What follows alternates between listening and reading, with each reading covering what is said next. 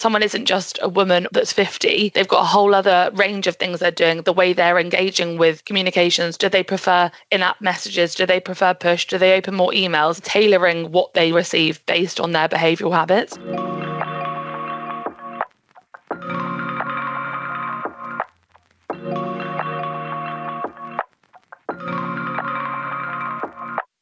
Welcome to the Digital Customer Communications podcast, where we explore how regulated companies engage, retain, and delight customers at scale.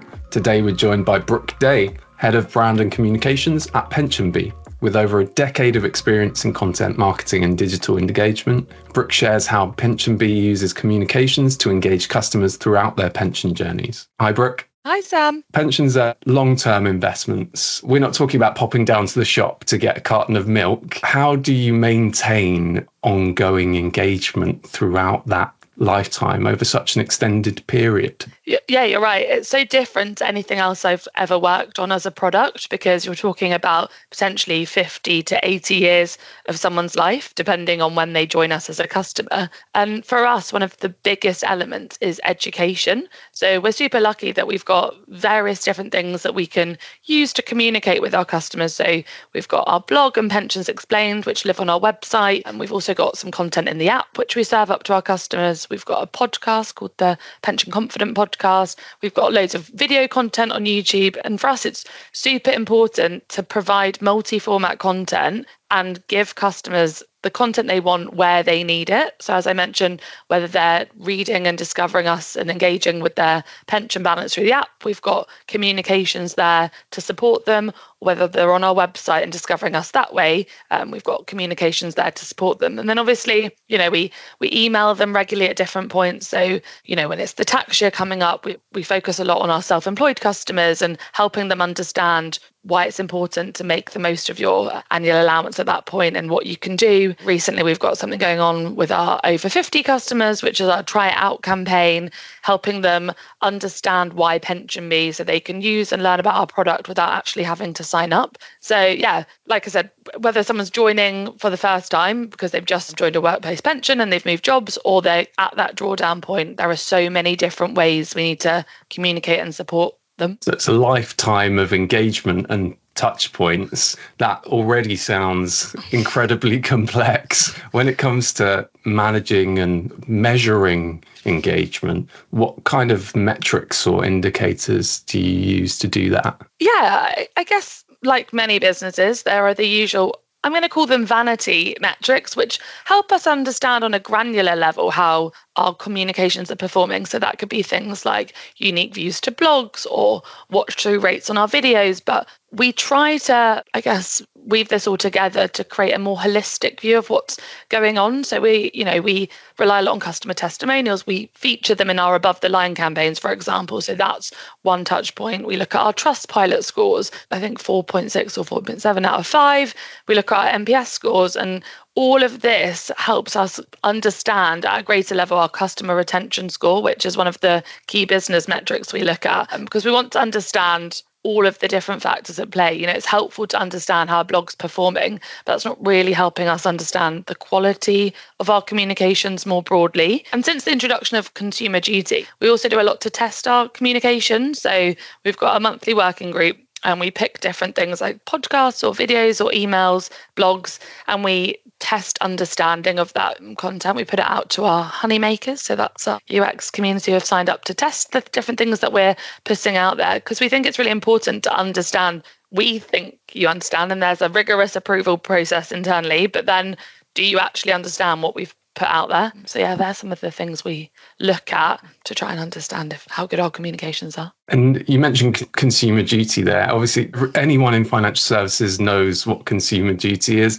For people not in financial services, can you just tell us how that affects what you do in terms of customer marketing? Yeah, so the element I'm involved in is around the understanding of communications. And obviously that heavily relates to my job. And that's just, we've got various tools that we run our content and comms through before it goes out there. So we look at jargon and we look at accessibility to make sure that we're creating content that is understandable for the masses. So it's got a reading age of a year 7 age group. And we also make sure that we're not just putting loads of terms in there that nobody understands, which is something that financial service businesses are often known for, and you don't explain things. And I think it's really important that we really hold our customers' hands through the different journeys that they go through, whether that's signing up and consolidating or contributing for the first time or accessing their pension when they retire, that we're doing it in a way that means something to them and that they can understand. You mentioned a couple of tools there in terms of accessibility. Yes. What other tools are you using to maximize engagement or just generally to engage your customers? Any that you're finding particularly useful? Yes, so we've actually onboarded recently a new ECRM platform called Iterable because we identified that we wanted to provide more personalised communications to our customers based on things beyond their gender or if they're at retirement or if they're invested in a certain plan. And this will help us optimise per platform, per time of day, depending on how often they engage with us. So that's something we're really excited to get going with next year. Now we've onboarded the platform to help deliver a greater suite of communications and provide content and communications where our customers need them and meet them at those points. So is that something that helps you with segmentation and with personalization? Yeah, exactly that. Also will allow us within the app to provide in-app messages and push messages. And we could do that before with our other platform, but we wanted greater levels of granularity in there and personalization. That's going to help deliver that for us. And how do you think about those segments now, or maybe how will you? Do you think about it more in terms of goals or demographics, use cases? I guess to date, so some of the, like I said, the self-employed were a huge bucket around the tax year end, and we would always create content for them, and that was one way of looking at it. And the same with gender, that we would tailor communications towards women because they're one of the segments that we're interested in supporting and growing and reaching parity across our customer base. But I think you're right. I think it actually needs to become more goals based in what we do, so that when thinking more holistically, that someone isn't just a woman that's 50, they've got a whole other range of things they're doing, the way they're engaging with communications. Do they prefer in-app messages? Do they prefer push? Do they open more emails? And tailoring what they receive based on their behavioural habits. So that's where we're aiming to get to. So you've got content designed for a particular segment of customers.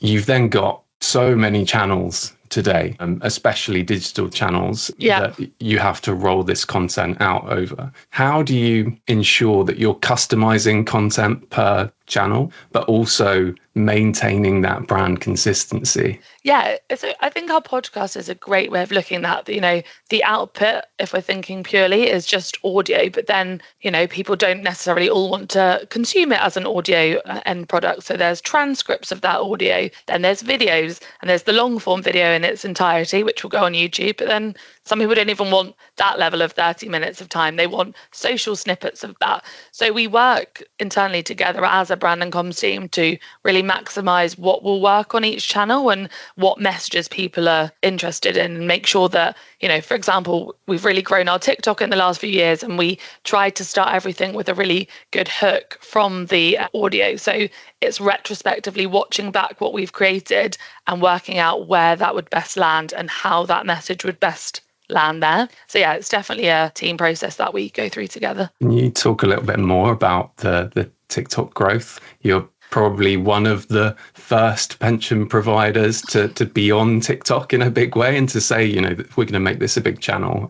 How did that decision come about and how's it working for you? Yeah, we've always been interested as a business in testing different platforms and different channels. So I think when I first saw that we were being tasked with let's try TikTok, I had concerns because in my mind I thought, it's for Gen Zs. Why would any of them care about pensions there? But actually there's a huge rise on there of FinTok, and people are looking for other ways to find out information. And, obviously we can't give advice and what we do is regulated, but we're able to talk about key moments that people are interested in a bite-sized way. And I think that's what's really helped us.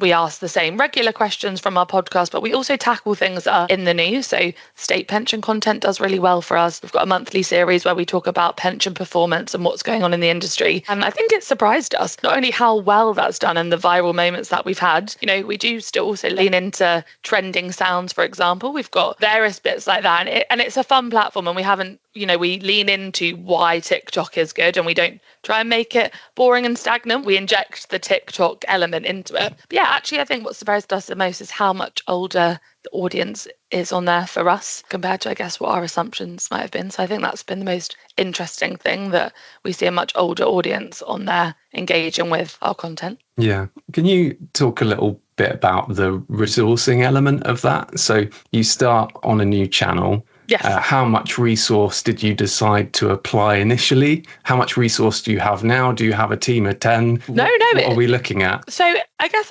originally at first it was a collaborative team thing between our acquisition channels and our brand and comm channel. And the teams were throwing in ideas together, and we were just seeing what landed. We were seeing what could become acquisition campaigns and what we could just put up there as organic content, and really just testing and learning based on channels that we liked, what our competitors were doing, and just things doing well on TikTok. So we always start with like the research element and data, but no, now it's led by one person and they do a really great job. Shout out to Fionn, who looks after our TikTok channel, and she's always coming up with great ideas based on trending sounds. And like I said, having a finger on the pulse of what's in the news at the moment that people might care about. And it's something we tried to apply to all of our comms, to be honest. Like when markets are really volatile, we know that our customers need us more. So we need to put more communications out there around what's going on to provide them reassurance. And we may not give that same level of constant communications when markets are better, for example, because they don't want that from us in that moment. Yeah, you mentioned reassurance there, and previously you can't give advice, right? Yeah. Again, something that we're keenly aware of in financial services. For anyone not in financial services, how does that affect? This is to do with regulation, right? Can you explain that a little bit and how that affects your marketing? Yeah, so everything we do has to comply with the FCA, so the Financial Conduct Authority, and they've got strict rules about what we can and we can't say. So internally, whenever we create anything, it goes through a compliance check and financial promotions check to ensure that what we're saying has the risk warnings relevant, to ensure that consumers know that when you're investing, your capital is at risk. So it's just helping them, and that can be scary to see, because then you think, oh, my pension, that's a risky product. Is that something I want to put my money in? But it's just helping people understand that, when you invest, there is that element of risk. But actually, we want to provide education to understand investing more broadly, so that doesn't make people fearful. It actually reassures them in the long term. And in terms of being agile and as a team, running a TikTok channel, for example, email marketing, how does that hamper your efforts, or how do you have to work with compliance to make sure that you are still being agile? You know what? We're actually really lucky, and maybe it's due to the size that we're still at, to be able to get things through quickly. Often I hear stories where people find that when it gets to that compliance and legal check, it can take a long time to get through. But we're really lucky here that to date hasn't happened for us. I think it's probably because we all have this broader understanding as a business of what our mission and vision are and our values. And one of our leading values at PensionBee is love. And if this is something that will help provide love to our customers in the form of reassurance, then it's important for us to get it out there. So I think maybe that's it, that internally there is a lot of internal communications and the shared values and mission that help us all know that we need to move quickly on some things. Yeah, I think it depends a lot on your compliance team and your legal team as well. A lot of compliance people now are very aware that they're there to enable rather than limit, whereas I think that kind of traditional old school view was more limiting. Yeah. So what advice would you give to other comms leaders who are looking to start a career in pensions in terms of, customer engagement or marketing more widely? Yeah, I think for me, it's around being customer first, which I know you probably hear everyone say, but I think it's a unique product in the financial services world that, like you said, it is for the long term. And so you need to be with people every step of the way, whether they're setting up their first pension or they're going through a divorce and understanding how to split a pension, or they're at the point where they've accumulated all of their wealth and they're ready and excited to get drawing down. So yeah, I think it's just understanding the nuance around each step and tailoring your communications with empathy to whatever their needs are at that time. And it's a really exciting product. And I think because it's a lifelong product, yeah, you're able to be with people throughout their whole lifetimes. And I'm not sure many businesses, especially in financial services, can say that. There's a lot of reward for being able to support people with financial education and literacy. So that's what I would say. Yeah, I suppose you could do as much or as little as a pension provider, and that ranges massively. You know, there are pension providers that don't really touch base with their customers that often, and there are pension providers like yourselves that kind of try and create this 360-degree comms situation. Yeah, and it's not just digital. You know, we often do events and webinars and in-person things. And, you know, we often get like last year we did something called the PensionBee Roadshow, where we went across the UK and we met our customers in real life. And I think the overarching question on each one was how to have a happy retirement and what you need to do. And the feedback was amazing. Like, so many of our customers said, you know, often financial services companies are really faceless. They don't want to be in front of their customers. So bridging that gap and coming to us in the cities that we live in and putting this on for free to inform us on retirement and how to build the pension pot you want,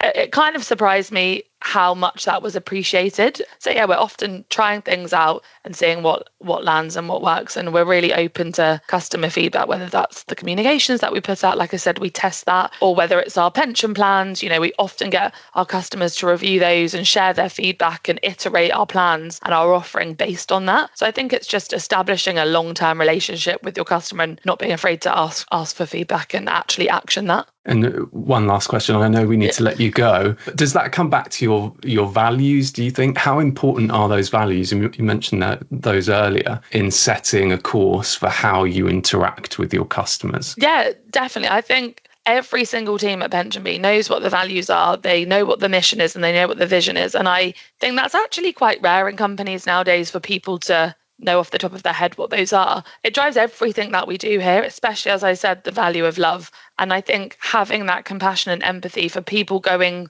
through their life, and we want to make it easier for them. We want to build financial confidence and pension confidence and financial literacy, I think is super important to everything that we do. And, you know, we've got a feedback channel that we have on Slack, and we all can see the feedback, good and bad, that our customers send to us. And I think that helps remind us that these are real people with real lives that we're supporting through their financial and retirement journey. Yeah, it's such an important product to all of us. So we'll let you go. But before we do, where can we find you? Where can we find you online? You can find me on LinkedIn, Brooke Day, but PensionBee, PensionBee UK, if you search that on all of the platforms, that you'll find us there. We've also launched in the US, so PensionBee US, if you're interested in understanding how we are solving the retirement problem in the States as well. Great stuff. Thank you, Brooke. We'll speak to you soon. Thank you.